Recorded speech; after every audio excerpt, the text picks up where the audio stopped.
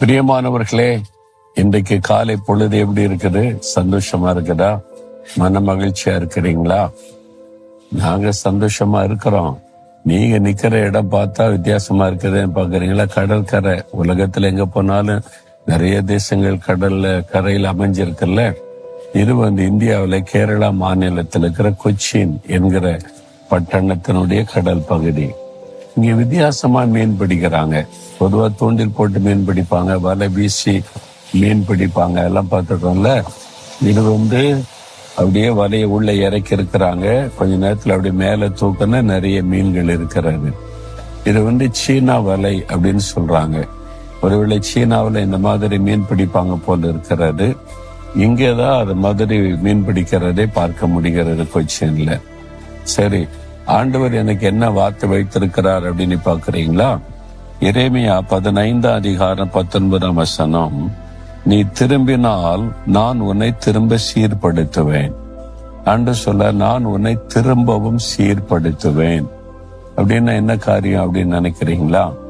அதாவது ஒரு வாலிப மகள் அமெரிக்காவுடைய தென் பகுதியில, தென் அமெரிக்கா இருக்குல்ல, அதுல குவாட்டமாலா அப்படின்னு ஒரு பட்டணம் இருக்கிறாரு. அந்த பட்டணத்துல வாழ்ந்த ஒரு மகளுடைய வாழ்க்கை இது. முதல்ல நல்லா தான் இருந்த, சின்ன வயசுல பக்தியா இருந்தா, சர்ச்சுக்கு போறது வர்றது, பெற்றோர் நல்ல பழக்கத்துல வளர்த்திருந்தாங்க.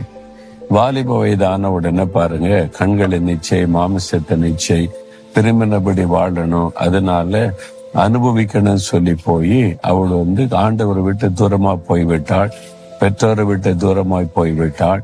அதனால் இஷ்டப்படி வாழ்ந்து பாவத்தின் நிமித்தமா ஒரு வியாதி அவளை தாக்கி விட்டது.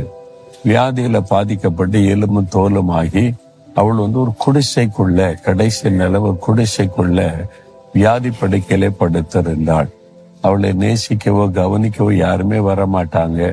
தன்னை நினைத்து ரொம்ப துக்கத்தோடு வேதனையோடு படுத்திருந்தாள். அந்த பட்டணத்துல ஒரு கூட்டம் நடைபெற்றது. ஒரு பெரிய ஊழியக்காரர் T.L. ஆஸ்பான் என்கிற ஒரு ஊழியக்காரர் பெரிய கூட்டம் நடத்தினார். லட்சக்கணக்கான மக்கள் கூடினாங்க. அந்த ஊர்ல இருந்து சில கிறிஸ்தவ பிள்ளைகளுக்கு இந்த வாலிப மகள் குடிசையில சாக கிடக்கிறாளே படுத்து, இந்த மகளை குறித்து அறிந்திருந்ததுனால அவங்களுக்குள்ள ஒரு பாரம். இவளை அந்த கூட்டத்தை கூட்டிட்டு போனா இயேசு அவளை குணமாக்கிடுவாரு அப்படின்னு சொல்லி இவங்க போய் அவள்கிட்ட பேசினாங்க. இந்த கூட்டத்துக்கு நீ வா, இயேசு கிறிஸ்து உன்னை நேசிக்கிறார், அவர் உன்னை சரிப்படுத்திடுவார், சுகமாக்கிடுவார். நீ அவள் சொன்னாள், என் வாழ்க்கை பாவத்தினால நாசமா போச்சு, இனி என் வாழ்க்கை அவ்வளவுதான் முடிஞ்சது, என் பாவத்தினாலதான் இந்த காரியம்னு எனக்கு தெரியும், என்னால நடக்கவும் முடியாது, இனி இதுல கடந்து சில நாள்ல மரித்து போவேன்னு விரக்தியோடு பேசினாள். அவங்க சொன்னாங்க, இல்ல, இயேசு உன்னையும் நேசிக்கிறாரு, உனக்கும் ஒரு புது வாழ்க்கை இருக்குது, இயேசுவால உனக்கு ஒரு புது வாழ்க்கை தர முடியும், அவர் எல்லாத்தையும் சீர்படுத்தி விடுவார், அதனால நடந்ததெல்லாம் நினைச்சு நீ துக்கப்படாத, இந்த பாவத்தெல்லாம் மாற்றி சரிப்படுத்த இயேசுவால முடியும் அப்படின்னு. என்னால நடக்க முடியாத, நாங்க ஒரு வண்டி கொண்டு வர்றோம், அந்த வாகனத்துல வச்சு உன்னை கூட்டிட்டு போறோம்னு சொல்லி அவளை தூக்கி அந்த வாகனத்துல வச்சு அந்த மீட்டிங் கூட்டு பின்னால கூட்டத்தின் பின்பகுதியில வாகனத்தை நிறுத்தியிருந்தாங்க. அவள் படுக்கையில் இருந்து கொண்டே அந்த வசனத்தை கேட்டு கொண்டிருந்தாள். இயேசு சிலுவிலை மரித்தது, மனிதனுடைய வாழ்க்கையை சீர்படுத்த தன்னை பலியாய் கொடுத்தது, அதெல்லாம் அந்த ஊழியக்காரர் பிரசங்கித்த போது கேட்டு, இயேசுவே என்னுடைய வாழ்க்கையிலையும் நான் பாவம் செய்துட்ட மண்ணையும் சீர்படுத்துங்க நீ மனம் திரும்பி ஒப்பு கொடுத்தாள். இயேசுடைய வல்லமை அவளை தொட்டது.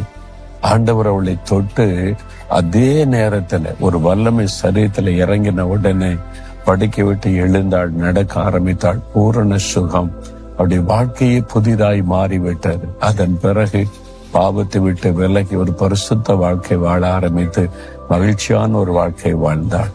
பாத்தீங்களா, இயேசு கிறிஸ்து சீர்படுத்துகிற தேவன். நம்ம மனம் திரும்பினா போதும், என் வாழ்க்கையில பாவம், பாவக்கரை, இந்த தவறு, இந்த மீறுதல், இதனால வாழ்க்கை இப்படி ஆயிட்டேன்னு அவ்வளவுதான் அப்படின்னு நினைக்கிறீங்களா? இல்ல, இயேசு உங்களை சீர்படுத்தி சரிப்படுத்தி ஆசீர்வதிக்கிற ஆண்டவர். நீங்க செய்ய வேண்டிய ஒரே ஒரு காரியம், மனம் திரும்பணும். ஐயோ நான் பாவம் செய்ததை என்னை மன்னிச்சிருங்க ஆண்டவரே. இந்த பாவத்தை உணர்ந்த மனம் திரும்பினா இயேசு கிறிஸ்து சீர்படுத்த வல்லமை உள்ள ஒரு தேவன். நிறைய பேருடைய என் வாழ்க்கையை சீர்படுத்தினார். நான் மனம் திரும்பும் போதும், நான் மனம் திரும்பின போது சீர்படுத்தி தான் என்னப்படி நிறுத்தி இருக்கிறார். எல்லாருடைய வாழ்க்கையிலுமே இந்த மீறுதல் பாவங்கள் அந்த பாதையில கடந்து வந்திருப்போம். ஆனா இயேசு கிட்ட வரும்போது அவர் பாவத்தை மன்னித்து நம்முடைய வழியை சரிப்படுத்தி ஒரு நல்ல பாதையில நடத்துகிறார். உங்க வாழ்க்கையில ஒருவேளை இந்த அனுபவத்தை பெற்றிருந்தா ஆண்டவரை துதிங்க.